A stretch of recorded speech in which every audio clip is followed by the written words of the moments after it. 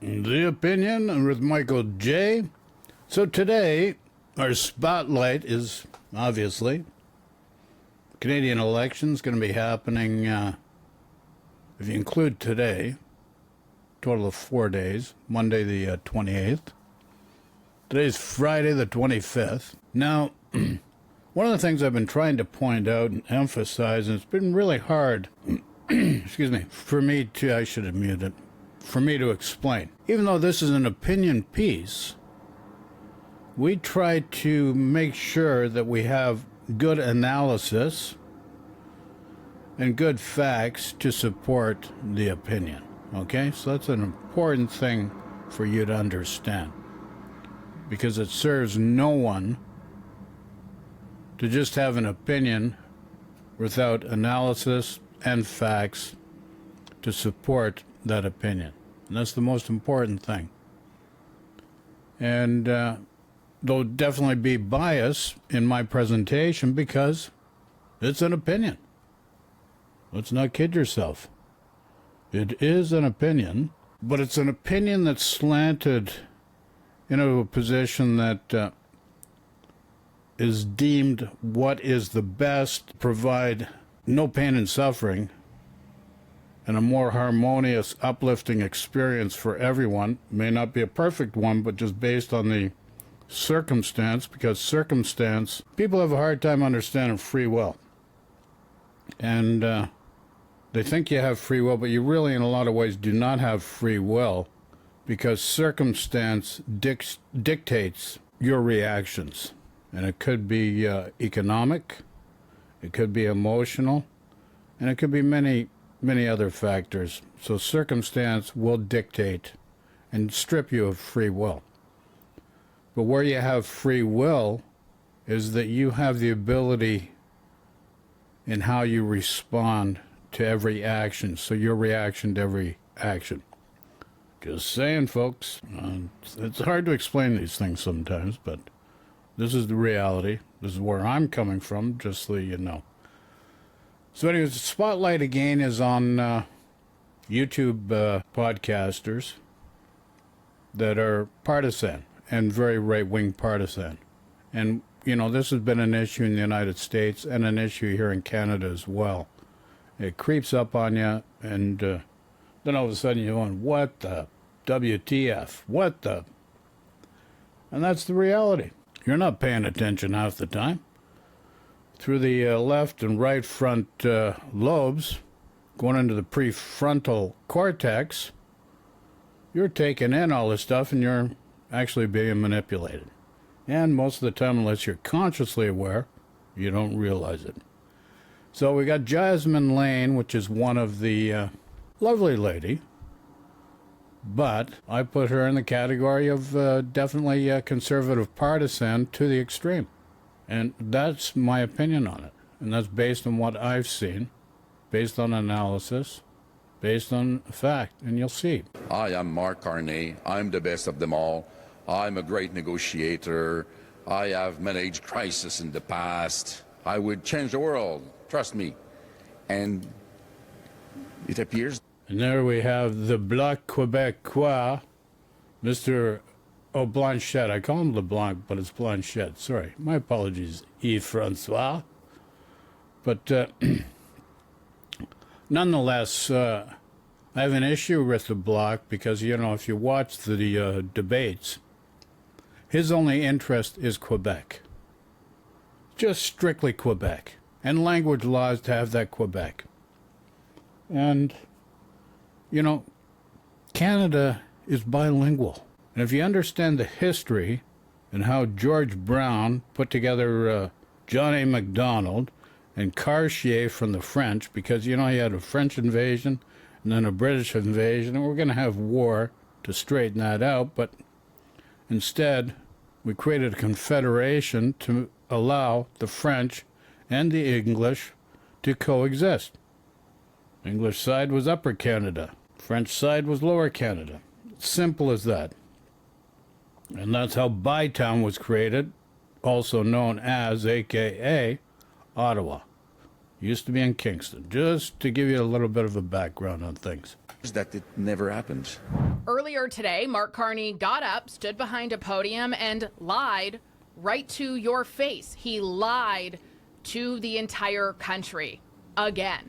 He seems to be a man who lies easily, lies often, and lies when it can so easily be debunked, which obviously we are going to be doing today. I'm Jasmine Lane. This is Over Opinionated. Subscribe, like, comment your thoughts down below, and give us a follow depending on where you are watching this.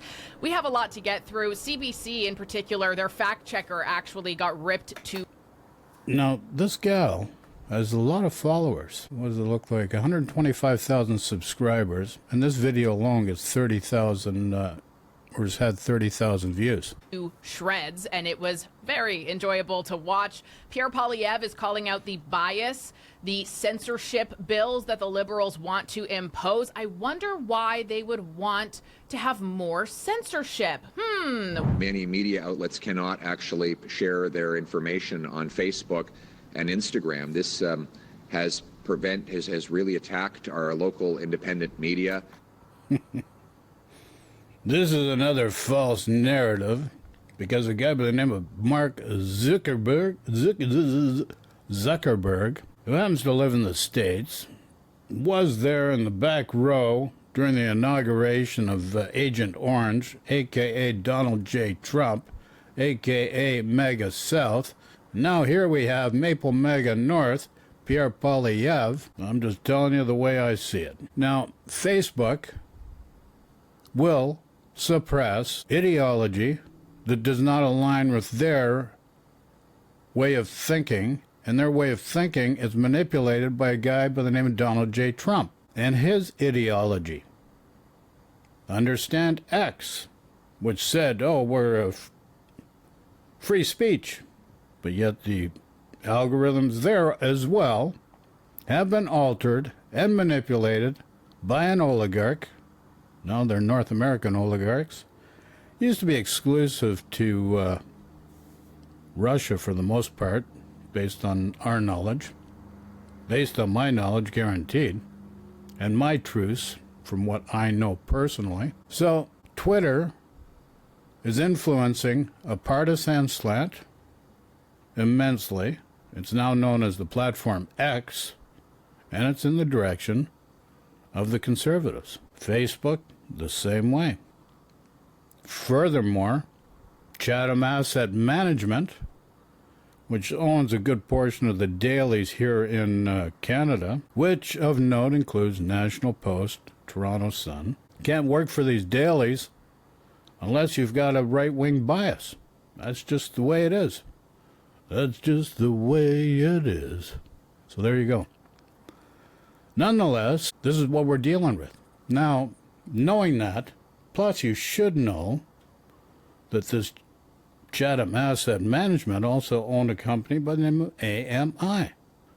And AMI was that company that provided evidence for the Donald J. Trump trials, because they were buying up, they were, say, getting a Playboy bunny. She's got dirt on Donald J. Trump. Let's just call it as it is, dirt on Trump. But they want him to be president. So they want to suppress this information. So they say, okay, we're going to do an article. And then they do an NDA, non-disclosure agreement. Lock them in. Happened to the porn star. Happened to the Playboy bunny. That's the reality. Chatham Asset Management for a while owned that rag called the National Enquirer, which was AMI. I think they divested of that interest subsequently to the recent glaring media eye upon them, from the courts especially. And maybe that's the goal with out-of-control inflation, rising housing costs, crime and chaos in our streets. Liberals are trying to get a fourth term. So now they strike the fear of God in your rising costs and all this and all this and all this. Let's understand one thing. The crime factor still, even though it has risen a little bit, is much less than it was in 1992. The cost factor, that's an issue around the world. let's just stick with Canada and North America. It's an issue down in the United States as well. I did a video highlighting Scott Galloway interviewing Mark Carney. Very good questions. You got some very good answers. Lets you know what's going on. Much more structured and in depth than what you've witnessed on the Canadian landscape up to this juncture. And that's where we're at. Let's be clear. Sleepy Joe Biden, out of all the countries in the G7, he knew policy. And after COVID, he knew how to tame that inflation bug. He had one advantage over Canada. He had a machine 10 times more powerful than the one we have here in Canada. So if you make a misstep in Canada in how you re-engineer what needs to happen after COVID or during the process of COVID, you cannot change it as dramatically as you can in the United States because of the cause and effect based on the 10-time factor, the power of 10. It's simple as that. But even with that, because of the inflation spike, huge inflation spike, which is a result, it's not a result of necessarily printing money on either side of the border. What causes the real inflation spike is when you have no GDP, no output, no productivity in your country, and understand with COVID-19, everything ground to a halt. Your government's made sure people had a monthly income to live. So you can't have it both ways. You want your cake, you want to eat it, and this is the reality about what happened. And you say, well, you know, that's just nonsense. I've told nothing's like that. Well, what do you mean nothing's like that? Let's look at something here. I just pulled this off this morning. You can look at it for yourself. This here, largest cancellation since COVID-19. So this is pork product going from the United States, 12 tons of it actually, huge, to China. And you know, we got a trade war going. Well, they sent it to China. China turned it back. Just like Boeing airplanes, they sent them to China. China turned them back. China's not a small player in the big picture anymore. They're the second largest superpower in the world. But a lot of people do not understand the Chinese culture. And that's where we have an issue, because in North America, and especially in the United States, you're trying to exert your will on others. But the thing is, your way of thinking and your culture is different, so you don't take into account the other party's culture. And we had that with the Afghanistan withdrawal, where Trump just dealt with the Taliban, didn't even deal with the formed Afghanistan government. He screwed the next administration coming in by the way he structured things and the exit plan with the time so that he could blame them. Typical Trump power play. Guy doesn't do things straight up front and decently. He's a dirty player, and he's just out for himself. And that's Trump. So here's the largest cancellation since COVID-19.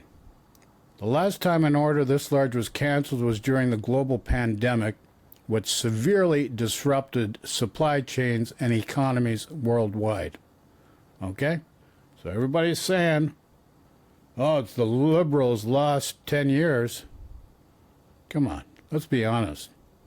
The whole world since December 19, 2019, when it became known COVID-19 was an issue, disrupted everything. So let's be frank about things. Let's be frank. Do you know Frank? Not Frank Sinatra. Just being frank.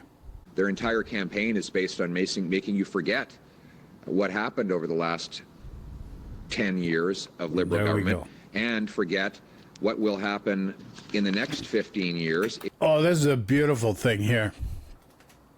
I covered this in a podcast or whatever like this a month or two ago, because a right-wing YouTuber, conservative partisan, that's his privilege to do that, was using this exact Privy Council, which is a think tank from the government itself, PMO's office, and is based on theoretical possibilities of what might happen in the future.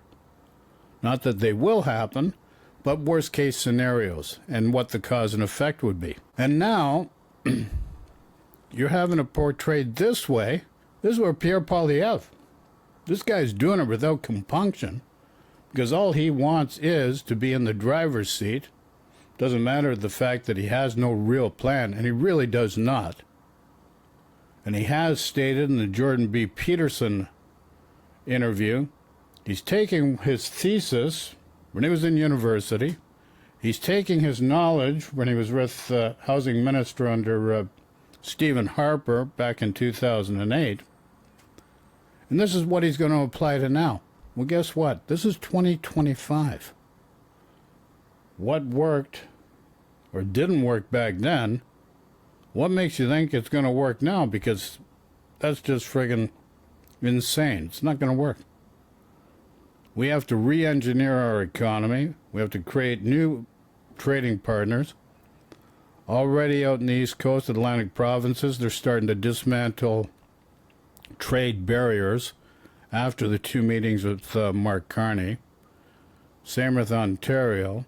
And we need to accelerate that once there's a new mandate given on the 28th of April. And that's very important, because we need 4 years of re-engineering and reorganizing how we do things in a way that's totally different from the way we've done them before. And there's a couple major flaws with the Conservative plan that we're not going to go into in this video, but here, this Privy Council report is being portrayed in a very disingenuous way by Mr. Pierre Poilievre. If you read this report that was just leaked out, that says that Canadians will be forced to forage. And it wasn't just leaked out. This has been available for quite a while, actually. I have a copy from months ago. On public lands for food if things continue on the current Liberal track. So it's not surprising that Liberals would want to shut out discussion on that. But a fourth Liberal term is not the answer. What we need is a new Conservative government to bring change. Change so you can afford food and homes. Change so there's safety in your streets. Change so that we have freedom of expression. I'm sure that we can all objectively agree how vitally important it is to have free speech at all costs. We need to have free speech as a part of our Constitution, and we don't, and that is really unfortunate, because freedom of speech is literally everything. It's how you keep yourself sharp. It's how you challenge yourself. It's how you learn, how you communicate. And isn't it just honestly one of the most concerning and scary things ever, if you're online, if you're talking to certain family members or friends, whatever, who just regurgitate the exact same talking points over and over. They don't even know why they're saying it, but somebody else said it and they're just copying that behavior because whoever said it was, a person of authority. It was the news. And so they trust the news. And I really can't stress this enough. This is something we talked about as well. As you may know, I just got back from Toronto where I interviewed Pierre Poilievre. You can watch that video. I'll link it here. But I worked in mainstream media for 11 years. I have been in newsrooms. I have been in meetings. I have been behind the microphone. And CBC and government-funded media should absolutely be defunded. I'm not saying this as some angry keyboard warrior. I'm saying this as somebody who spent years as a Canadian working as a broadcaster. I won awards. I played by the rules until I literally just couldn't anymore, because it really is, the deeper you go, the more that you realize what is happening today is not journalism, it is narrative management. And CBC in particular gets over $1 billion a year in taxpayer money. And what do Canadians get in return? We're not finding out the breaking news. We're not finding out things that challenge our brains, that make us more educated. We're getting biased reporting, except it's worse because they don't even admit their bias, and therefore... No, I disagree. I think the CBC, like the BBC in Britain, are very important, fundamental streams that are not influenced by money and ideology and can't be influenced by money and the power of people of influence to oppress and suppress by exerting their will. That's the importance of the BBC in the UK, and that's the function of the CBC in Canada. But if you understand media, most of the media now in Canada has been manipulated by entities in the United States, and it's a right-wing slant only. And this is why, for democracy, you need these different forms of media coverage that cannot be influenced by money and by a personal in a corporate position of power to exert their will on you. For they lie to you and fool you into thinking that it's unbiased and they're actually just giving you all the facts, when that couldn't be further from the truth. Whereas people like myself and many others in this space, we get blocked, we get censored, we get throttled, shadow banned, and we are mocked constantly as being dangerous, misinformed, far right. It is unbelievable because we are actually just telling you what the legacy media won't, and that is the truth. I've been doing this for a year that I've had this YouTube channel now, and despite legacy media smearing and insulting people like myself, despite Mark Carney and the Liberals and NDP and Greens smearing and insulting people like myself, I have yet to ever be silenced, censored, sued for telling a lie, even though the things that I share with you are like polar opposite what you would see anywhere else. But they're true. They're just the other side of the story. Yet I'm plagued with this label of misinformation, disinformation. We have to ban. I admire the passion exhibited by this young lady, but let's be clear on one thing. Not everybody's truth is the same. Just saying, your truth is based upon your experiences. Everybody's truths are based on their experiences and based on analysis and facts that you've been able to assimilate to provide contrast in order to use thought and reason in a balanced manner to come up with a perspective or perception. And people like her. Get out and vote. We don't want her to be censored by the government. So vote to keep her online. Yes. I second that. All right. Versus the party who claims that they're so compassionate and kind and here for you and that they're the truth tellers, and they call people names all the time. They lie about people, and what are their consequences? Their consequences are Mark Carney pledging to add an additional $150 million to fund them. What are my consequences for telling the truth, though? I'm currently debating and looking into, if Mark Carney wins, where I'm going to live, because I am genuinely terrified of losing everything that I've been able to build with you by telling the truth. Let's start with the costed platform. What do you see as the key message at the heart of the conservative costed platform? Well, with the greatest of respect to your fact checker, but I think your fact checker missed the key element here. That Mr. Carney's platform, after 10 years of higher borrowing, vastly higher spending, and higher inflation, continues to pile on debt in the federal government for the foreseeable future. We know that will lead to higher inflation and more debt laid on to the next generation of Canadians. Whereas the platform released by Mr. Poilievre tomorrow starts to bring the deficit spending down, starts to bring the budget back into balance, will take some inflation pressure out of the economy, and will ensure. So we're going into a situation now where you got a tariff war. You've got a president that's causing chaos and breaking the world markets, similar to COVID, breaking the markets. You got a president that is a predator. He's looking to acquire land for his benefit and to look good to his people. And so you got a guy here, former Stephen Harper. Let's see what his byline. Okay. Former chief of staff for Stephen Harper. Stephen Harper is the chairman of the board. He's not a chair which provides fiduciary consultations in order to maintain certain regulatory standards, and that the fact that the officers are adhering to those standards. This is the former chief of staff for Stephen Harper, the same Stephen Harper that's running the Alberta Pension Fund for Danielle Smith. And Danielle Smith is going through a bit of a situation, we call it, because of the healthcare system and trying to do a two-tier and incorporate private healthcare system with different costs depending on what tier. So there's a bit scandalous there.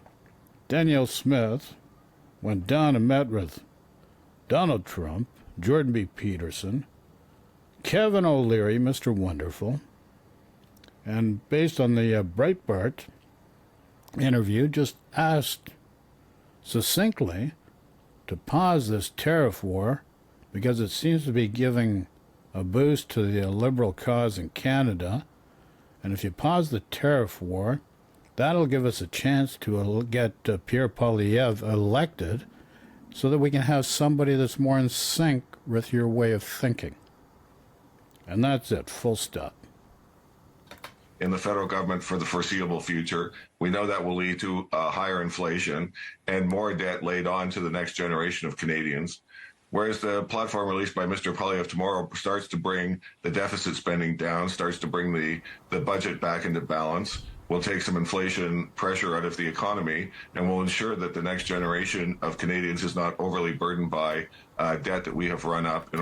No, but you immediately cause more pain and suffering for people that are already going through an affordability issue, a housing issue, because of costs. And to understand that the affordability and the cost for housing is strictly Canadian, it's not. Same in the United States. Same in Europe. It's a result of the construct, and this is a very important thing you have to understand, the construct of the fiat economy that we've all have in place. It needs to be overhauled. The framework of the system itself needs to be changed, number one. Other things within our own country need to be changed. It needs to be re-engineered, reworked. And if you're just cutting, and just giving tax cuts, it's not going to work. In order to pay for programs that we want today. I didn't hear that at all in your fact check, but I think that's the essential contrast. I sort of wish that we'd had this debate earlier in the election campaign. It would have been nice to get the two sets of costed platforms out earlier here in order to drive that exact comparison between the two parties. Furthermore, the NDP, Liberals, costed platform landed the day after the last debate. Harper one only just did a day or two ago, at least a week after the debates. And his costed platform was disingenuous because he represented the 15% tax cut in a different way.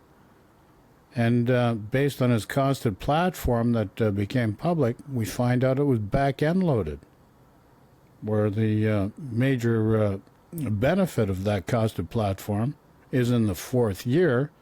But even in the costed platform, the notes, he's representing it as a savings immediately if you elect him, based on the fourth-year terms, which, how is it's engineered, even that's a fallacy. So,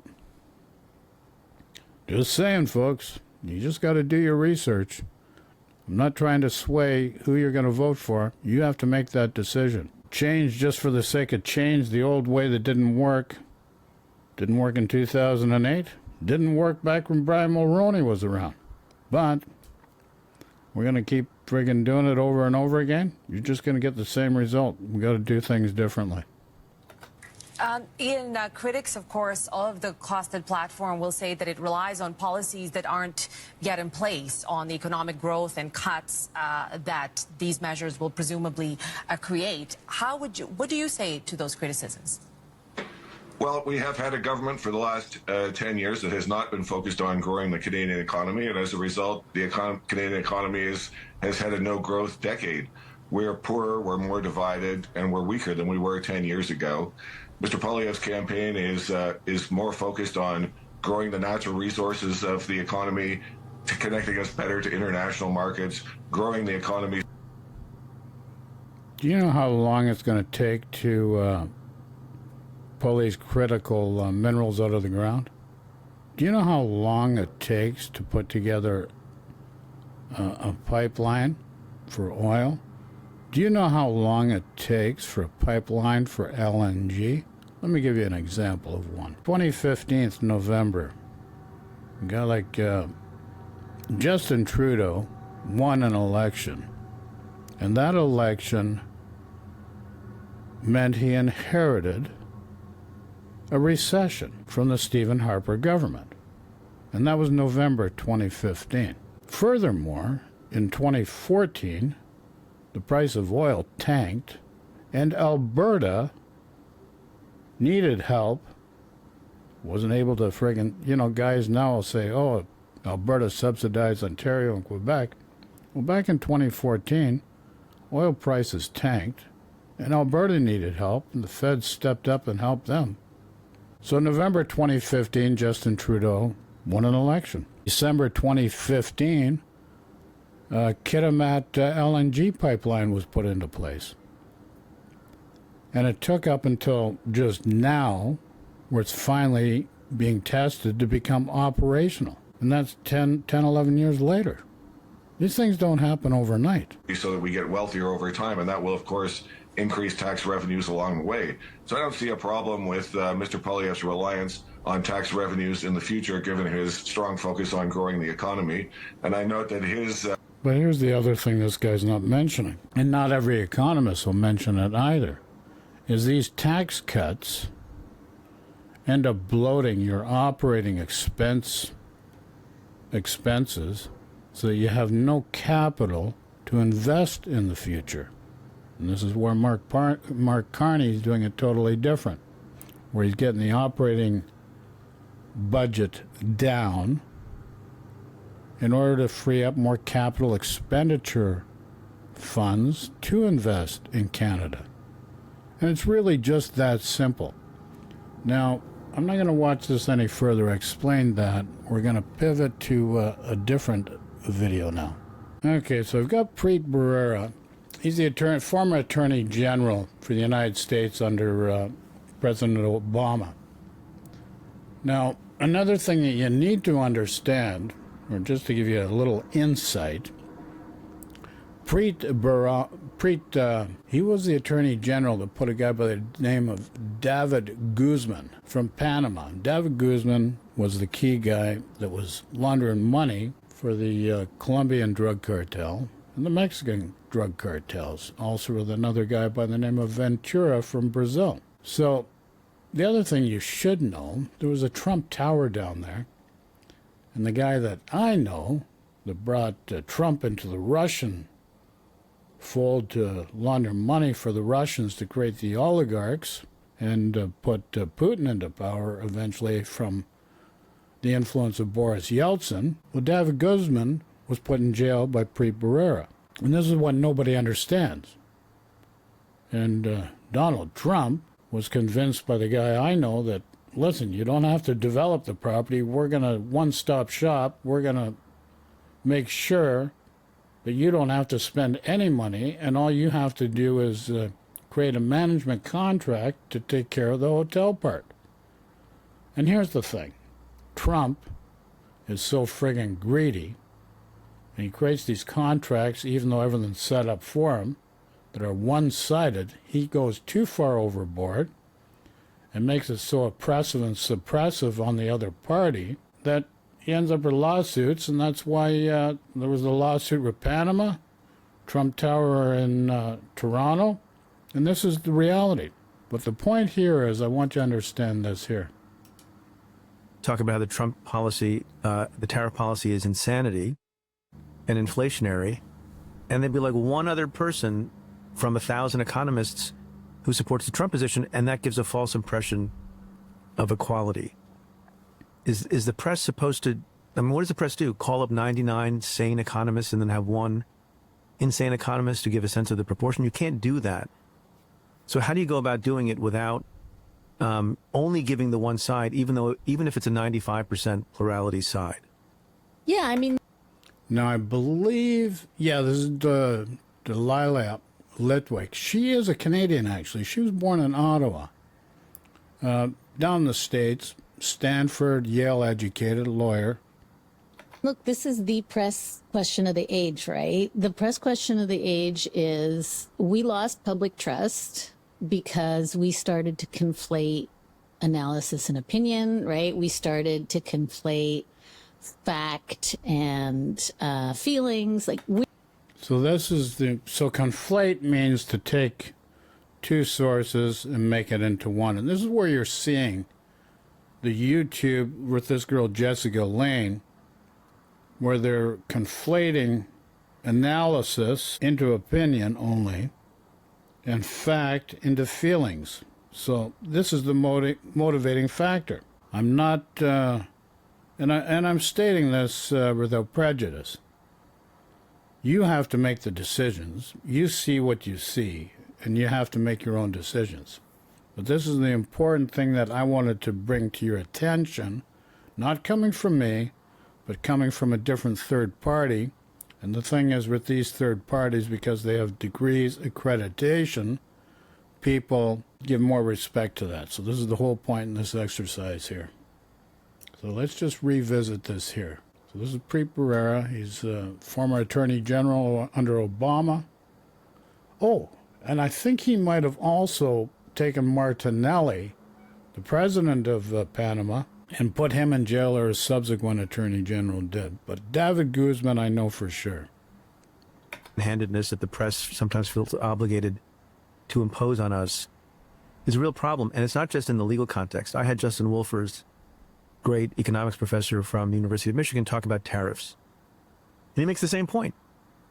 It's like everybody thinks that the tariff policy of this president is crazy, cokehead crazy, to use your term.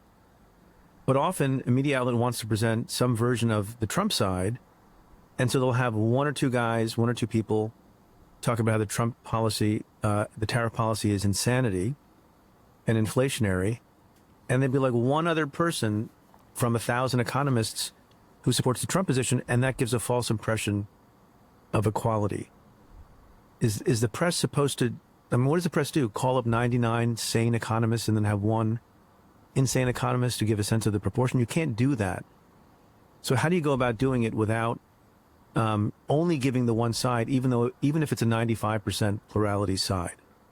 yeah, I mean, look, this is the press question of the age, right? The press question of the age is we lost public trust because we started to conflate analysis and opinion, right? We started to conflate fact and feelings. Like, we're in some sense responsible, and I really take this very seriously, because it was not clear for a very long time that there was a wall, right, between like rigorous analysis and feelings ball and opinions, right? So nobody trusts what the press says about anything. So in some sense, even the question assumes that anybody trusts us, and I'm not sure they do. I think the sort of nut of the question is one that we all struggle with, right? And the sort of official journalist professor answer is, you don't find somebody, to say it's raining and somebody who says it's sunny out. You look out, you open the window and you look outside and you say, what is happening, right? Like, that's where we went off the rails, right? That both sidesism. But I think that we live in an ecosystem where it doesn't matter what you and I say, because Fox News and Newsmax and, whoever else is saying stuff. And so I think in a sense, it's almost a precious question about how we do journalism right, or how we repair journalism, because we now live in a media ecosystem where, like, whatever is happening over there on X is media, right? Whatever is happening over there on TikTok is media. More people are getting their news from influencers, right, than are getting their news from CNN. And so I think I'm not avoiding the question. What I'm saying is I think that we now live in a world where we have lost public trust, right? Do we agree? That Yeah. journalism Yes. has lost public Absolutely. trust?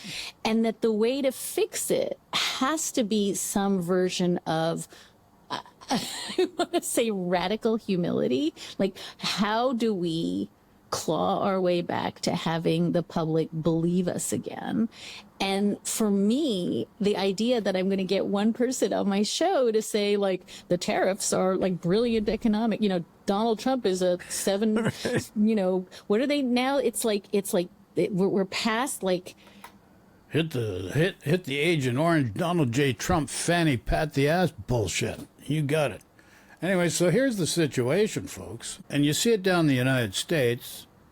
You've got people of power. They've got money.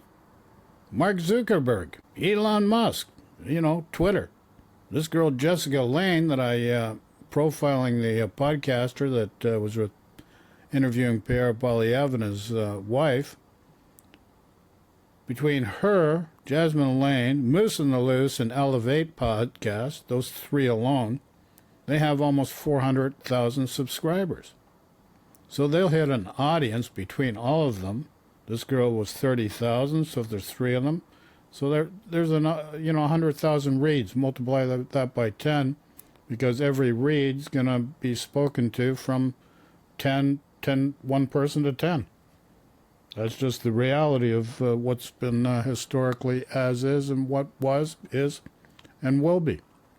But my point is that the oligarchs, like Bezos, owns the Washington Post. So he's influenced what their narrative is, because he's out to do one thing, make money for himself. And this is where we're discussing journalism, and the thing is Chatham Asset Management, hedge fund, owns a lot of the dailies here, National Post, Toronto Sun. They're going to take care of their interests. So you're not getting unbiased journalism that says this is this, that is that. And even if it's an opinion, you have to make the choice. And that's where we're at, folks. So, where am I here? Here's where I am. Okay, so I'm going to leave that with you, but this is the point I wanted to make. How people are getting their information through X, and she said TikTok, yeah, TikTok, and X, which used to be Twitter. Algorithms have been manipulated.